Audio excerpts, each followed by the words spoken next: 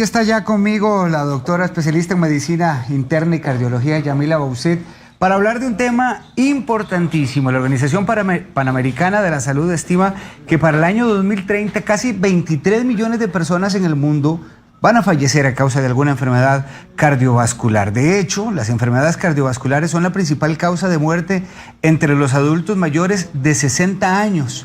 Sin embargo, actividad física regular, una dieta adecuada podrían contribuir a la prevención de estos padecimientos. Y precisamente como hoy 29 de septiembre se conmemora el Día Mundial del Corazón, le dijimos a la doctora, ayúdenos un poco también no solo a generar conciencia, sino también hablar y tener una conversación preventiva que si ustedes o ya están los 60 o mayor de 60 también pueda tomar en cuenta. Así que creo que es una conversación bien interesante. Siempre es un gusto entrevistarla, doctora. Muchas gracias. ¿Cómo está, Omar? Muchas gracias por la invitación. Primero que nada, hoy sí es el Día de la Conciencia de la Enfermedad Cardíaca y Vascular, también las arterias, que a veces pensamos solamente en el músculo cardíaco y debemos pensar también en la salud de nuestras arterias. Tuvimos la espectacular intervención de mi colega endocrinólogo, donde a través del control de la diabetes, por ejemplo, se previenen muchas alteraciones arteriales porque, así como los vi bailando hace un rato, eso es el corazón sano. La circulación permite que disfrutemos de nuestra vida y cumplamos nuestros sueños, que puedan bailar, que puedan disfrutar. Entonces el objetivo es calidad de vida. Sí, me parece muy interesante. De hecho, vamos a colocar en pantalla algunas de las enfermedades cardiovasculares, sobre todo por esto que la doctora explicaba. A veces solamente pensamos corazón, el órgano como tal, pero comprende todavía un concepto mucho más amplio, doctora. Es correcto. El corazón está comunicado y lleva el oxígeno a través de las arterias, que son unos conductos que son elásticos y moldeables y que recorren aproximadamente 200.000 kilómetros o más. Eso es como darle la vuelta al mundo 2 veces en cada persona hasta llegar a la célula más pequeñita para llevar lo que es el elixir para nosotros, que se llama oxígeno. Entonces, esta misión de tenernos oxigenados con buena conexión cerebral, con buena oxigenación a todo nivel, está dada por el corazón y sus arterias. Bueno, aquí tenemos algunos de los padecimientos que se han vuelto más comunes: la cardiopatía coronaria, insuficiencia cardíaca, arritmias, hipertensión arterial, accidente cerebrovascular. Y yo sé que la doctora podríamos dedicar un programa para hablar de cada uno de estos padecimientos, indudablemente. Pero de estos que tenemos en pantalla, doctora, ¿cuáles se han vuelto más comunes en el país? Muy bien, hemos visto que todos los días se diagnostican más casos de hipertensión arterial y en gente más joven. ¿Y qué es lo que hay detrás de esto? Bueno, alteraciones de alimentación, más estrés, el fumado que se ha vuelto a meter dentro de los pacientes más jóvenes, las capas más jóvenes. También el uso excesivo de alcohol, drogas, la falta de buena hidratación, el estrés, el mal dormir y también el sobrepeso y el sedentarismo. Entonces todo esto hace que los niveles de la cifra tensional en nuestros pacientes se alteren y empiecen a ser candidatos ya a muy temprana edad de riesgo. ¿De riesgo qué es? Que usted compra un tiquete para la rifa. ¿Y qué se rifa? Se rifa un infarto, se rifa un derrame cerebral, se rifa una alteración a nivel de su circulación, piernas, brazos, incluso para la parte del hombre, la parte de lo que es la salud reproductiva, que también se afecta mucho porque los vasitos son muy pequeños. La salud renal también, salud de las retinas, de la vista. Entonces, todo esto es prevenible, aunque usted tenga mucha genética, a través de una buena dieta, de una buena rutina de ejercicio. No tiene que ser excesivo, pero es movimiento, evitar el sedentarismo, no fumar y no excederse en el alcohol y mantener ambientes tranquilos y felices. Hablaba usted de hipertensión arterial y es cierto, doctora, cada vez se escuchan diagnósticos más tempranos en personas jóvenes. Así es. Pero también hay muchos que se dieron cuenta que eran hipertensos ya tal vez por algún evento un poco más complejo. Sí. Y quién sabe cuántos años tenían de estar arrastrando una hipertensión arterial. La pregunta puntual, el hecho de que haya un diagnóstico temprano y que con el diagnóstico temprano haya un tratamiento, ¿reduce considerablemente el riesgo? Absolutamente. A veces el paciente cae en una negación de decir no soy hipertenso, fue una vez que subió la presión, etcétera, pero como esta es la enfermedad más común no transmisible, las enfermedades cardiovasculares están muy estudiadas a nivel mundial. Entonces nosotros tenemos guías donde nos dicen cómo actuar ante estos pacientes. Entonces lo mejor que podemos hacer es tomar nuestro tratamiento para tener el mismo nivel de riesgo que tienen otros pacientes que tienen la cifra tensional normal. Entonces, el otro punto es que la hipertensión se ha conocido como el enemigo silencioso. No sé si han oído esa frase, donde desgraciadamente a veces nos enteramos de una condición cardíaca cuando hay uno de estos eventos cardiovasculares mayores. ¿Por qué es nuestra población mayor la que está más en riesgo, doctora? Bueno, porque hay, por así decirlo, una sumatoria de condiciones que van siendo más frecuentes con la edad. Por ejemplo, la diabetes mellitus, las alteraciones de los lípidos, el mismo sedentarismo, las alteraciones a nivel osteomuscular que impiden que la gente tenga más movilidad. Eso hace que el adulto mayor sea más proclive.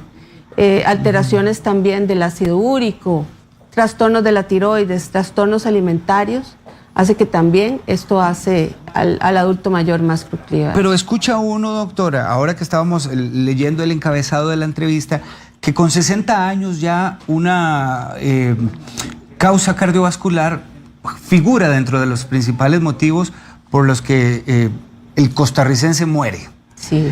60 años uno piensa que es una persona bastante joven. Muy joven y además muy funcional. Exactamente. ¿Qué papel juega nuestra cultura también y nuestras costumbres, nuestra idiosincrasia, el hecho de esta cultura que la reduzco, por ejemplo, a un café por la tarde con una repostería que al final incide en nuestra salud, y poco a poco vamos culturalizando y normalizando conductas que como país al final se traducen en estadísticas serias como estas que estábamos leyendo? Claro, y lo más triste, Omar, es que detrás de cada estadística hay un ser humano con un grupo familiar que además se ve afectado por esta enfermedad. Entonces, lo principal es hacer conciencia, mantener nuestra cifra tensional dentro de límites normales, frecuencia cardíaca normal, azúcar o glicemia normales, niveles de colesterol normales.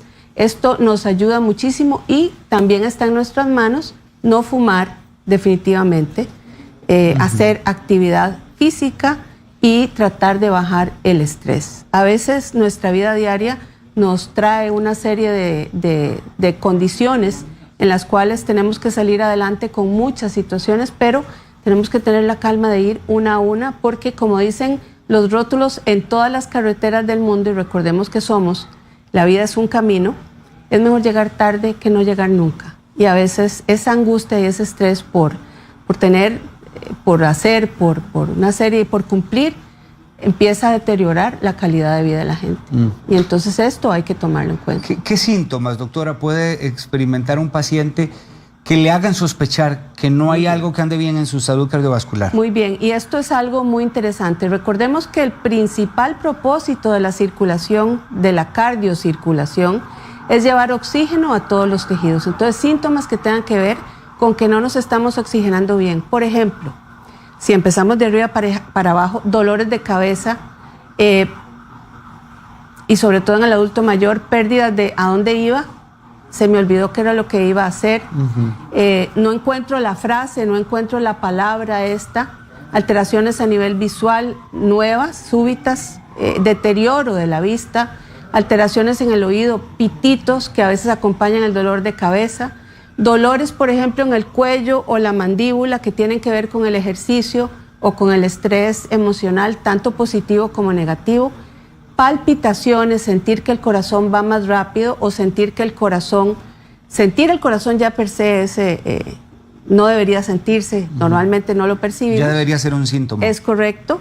Luego, presión en el pecho, falta de aire, problema para respirar y sobre todo cuando la persona camina, que empiecen los tobillos a hincharse mucho sin una razón específica.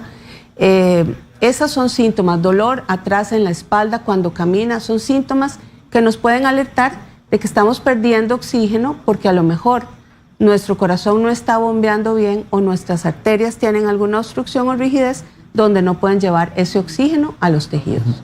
¿Por qué con base en su experiencia inadvertimos estos síntomas, doctora? ¿Por qué los dejamos pasar por alto? Claro. Primero, esto es es una pregunta muy bella porque se ha estudiado mucho e incluso porque nosotras las mujeres a veces nos esperamos, digamos, he tenido casos donde la señora tiene un dolor de pecho en la mañana, pero hasta que no dejó listo todo el desayuno, mandó al marido con la merienda y dejó a los chiquitos, no fue a consultar hasta que ya cumplió sus obligaciones. Se nos olvida que para seguir viviendo y para seguir disfrutando necesitamos de la circulación. Por eso a veces dejamos pasar esos síntomas que no debería ser. Los chequeos periódicos son un elemento de gran impacto y que nos pueden prevenir de tener una complicación cardiovascular mayor. En las mujeres, por ejemplo, una gran prueba es el embarazo. El embarazo saludable es una bendición y es una seguridad de que la salud cardiovascular está bien. Pero cuando, como le mencionaba mi colega endocrinólogo, cuando hay diabetes en el embarazo o hipertensión en el embarazo o alteraciones del hígado en el embarazo, probablemente eso es un primer síntoma de que esta mujer dentro de unos 5 o 10 años va a tener problemas cardiocirculatorios y que empezaron cuando su cuerpo se sometió a una gran prueba de esfuerzo que significa llevar adentro otro ser y aumentar el trabajo de su circulación. ¿Por qué usted considera que le tenemos miedo a hacernos este tipo de exámenes de forma temprana? Claro, y eso es algo que tenemos que verlo de una manera muy madura. En realidad, cuanto más temprano sepamos que nuestra circulación está bien, nuestro pronóstico va a ser mucho mejor. La gran mayoría de las alteraciones cardiocirculatorias tienen tratamientos que son muy sencillos, muy simples y que están al alcance de la mayoría. Un diagnóstico temprano garantiza una mejor salud, claramente. Totalmente, totalmente. Hay una iniciativa ahora a nivel mundial que se llama Hearts, como corazones en inglés, que significa, en realidad son algunos pequeños movimientos que tienen que ver con el control de la hipertensión, el control del colesterol, el control de la diabetes, el acceso a los controles de todo esto y además el monitoreo a nivel de la casa de lo que son las cifras tensionales para estar alertas de esto. Hay otro punto también que es la apnea del sueño, que es esa persona que de noche no descansa porque sencillamente oxigena muy mal. Se puede ver en pacientes con sobrepeso o no sobrepeso y a veces la respuesta a una buena oxigenación puede estar en un otorrino que revise a ese paciente y vea por qué está roncando mucho y etcétera, que hace que los niveles de oxígeno no sean suficientes durante la noche y se disparen mecanismos de compensación como ese, lo que nosotros conocemos como arousal, que es como el despertar, donde el mismo cuerpo al ver niveles bajos de oxigenación manda por así decirlo, un golpe de adrenalina y entonces sube la presión, sube la frecuencia y lo despierta en la medianoche. Esto es tan importante lo que usted está diciendo, doctora, porque, bueno, yo padecía de apnea y a ciencia cierta creo que es un padecimiento que a veces es subdiagnosticado. Es correcto. Porque sencillamente o se normaliza o si usted vive con alguien no se atiende con total claridad ni se vigila mucho el dormir de la otra persona y aún máxime si usted está viviendo solo, entonces no se da cuenta si está teniendo una apnea del sueño que con los años entonces, por lo que le entiendo a usted, podría ser otra causa de accidentes. Y esa es otro digamos de los advertencias que nos están haciendo las nuevas investigaciones sobre empezar a indagar sobre la presencia o no de apnea del sueño, el buen dormir de la gente. Durante la pandemia, donde tuvimos que estar confinados y muchos de nuestros trabajos estuvieron en casa, también pasaron muchas cosas. La gente bajó la actividad física, aumentó el consumo de comidas rápidas, aumentó el estar sin recibir vitamina D, por ejemplo, que por estar dentro de la casa. Las horas de trabajo se extendieron muchísimo, más estrés, y todo esto también conllevó un aumento de los niveles de lo que es las apneas del sueño. Doctora, ¿hacia dónde vamos? ¿Qué están haciendo las autoridades de salud también como para evitar que cada vez más ticos estén padeciendo de enfermedades cardiovasculares? Bien, creo que estamos en un momento de transición. Nuestra querida institución, la Caja Costarricense del Seguro Social, que merece siempre todo nuestro respeto y apoyo, después de que sufrió ese gran problema informático, donde se perdieron muchísimos datos de muchos costarricenses y que empiezan apenas a empezar a recuperarse hacia la nube, es una institución clave en esto, porque tenemos la bendición de poder acceder a tratamientos a través de lo que es la caja, ¿verdad? Hay otras opciones también, pero siempre hay en este país, gracias a la democracia, esto. A nivel, como le digo, de iniciativas mundiales, a lo que vamos es al monitoreo en casa para hacer diagnóstico precoz. Por ejemplo, me duele la cabeza, me siento muy cansado, me tomo la presión en casa. Me la tomo y anoto la presión. No me confío del aparato nada más, sino que me la anoto en un papelito, porque a lo mejor ese aparato lo usa mi hijo que tiene 20 años, mi madre que tiene 80 y yo que tengo 50, no vamos a tener los mismos números. Entonces, eso, por ejemplo, es algo muy importante. Saber que la presión arterial debe ser tomada en una posición sentado, con la espalda reposada, sin cruzar las piernas, con el corazón, el brazo izquierdo a nivel del corazón para hacer una muy buena toma de la presión, y en la mañana, antes de tomar café, después de orinar y antes de tomar cualquier medicamento. Este es el sencillo monitoreo ambulatorio en casa, nos puede ayudar muchísimo a ver si es hipertenso, que esté controlado, y si no lo es, a darnos una guía rápida de ver que está apareciendo un hipertenso nuevo. Siempre en el brazo izquierdo, doctora. A ver, eso es algo que es una pregunta también muy interesante. Cuando llegamos a atendernos en un personal de salud, deben tomarlo en los dos brazos para ver si hay una diferencia entre dos, porque una diferencia podría significar alguna obstrucción en alguna arteria. Y eso es un signo, digamos, muy sencillo. Pero debemos hacerlo en el mismo brazo para tener una secuencia. Decimos izquierdo porque es más fácil. La mayoría de la población es derecha y puede hacerlo de una manera solito en un aparato, digámoslo así, domiciliario y automático. Aquí tengo una consulta de parte de una televidente, Nana Umaña. Dice: tengo 41, quedé hipertensa después del embarazo por preeclampsia, parte de lo que usted hablaba. Ahora ella toma Atelonol de 50, pero siente siempre mucha taquicardia. Según le dijo el médico, son palpitaciones cuando camina ella siente una presión. ¿Qué debe hacer? ¿Qué debo hacer si le dije al médico y me dice que no es prioridad enviarme al especialista? Uy, me pones en una esquina con una espada, ¿sí, verdad? Ok, definitivamente ella debe insistir en sus síntomas. Es una mujer que ya tiene un factor de riesgo muy importante, como es haber tenido un problema de salud cardiovascular en el embarazo. Entonces ella debe comunicarse, y creo que las autoridades de salud pueden, si no, a nivel de lo que era auditoría de los pacientes o algo así, recibir su inquietud para que se canalice eso y se estudie un poquito más, ¿no? Yo sé que la ponía en una esquina, doctora, sí, pero es que se repite mucho esta historia, ¿verdad? Así cuando hay padecimientos que requieren atención, pero que además por las consultas masivas también se vuelven subdiagnosticados. Y entonces claro, dice, usted no requiere de especialista, y el problema se agrava, porque cuando a un médico le dice, usted no requiere de especialista, usted se relaja. Y de repente el problema puede ir aumentándose. Su mensaje final, doctora. Sí, bueno, primero que nada recuerden que la circulación es la capacidad para poder seguir viviendo y disfrutando de la vida, y es un regalo, y que tenemos que cuidarla, y lo principal es controlar la presión arterial, los niveles de azúcar, los niveles de colesterol, no fumar, no excederse en el consumo de alcohol y cuidar la dieta, tener una vida tranquila. Una cosa es el dolor y otra cosa es el sufrimiento. El sufrimiento a veces es muy opcional. Dormir bien y tener una actitud positiva ante la vida. Sé que a veces es fácil decirlo desde posiciones de privilegio como las que tenemos en este momento, pero también es una decisión personal, y dentro de todo se puede tener una actitud positiva que empiece a cambiar las cosas a nuestro alrededor.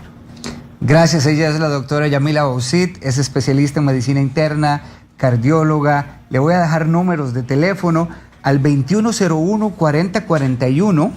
Usted encuentra allí a la doctora 2101-4041. Puede escribir al Facebook Medicentro La Sabana y también su otra casa que es el Hospital Cima. ¿Verdad, Así doctora? es, en el Hospital Cima San José estamos también. Siempre es un para gusto servirle. entrevistar a la doctora. Igualmente. Muchas gracias. Igualmente. Les invitamos a suscribirse a nuestro canal de YouTube para repasar todo el contenido disponible.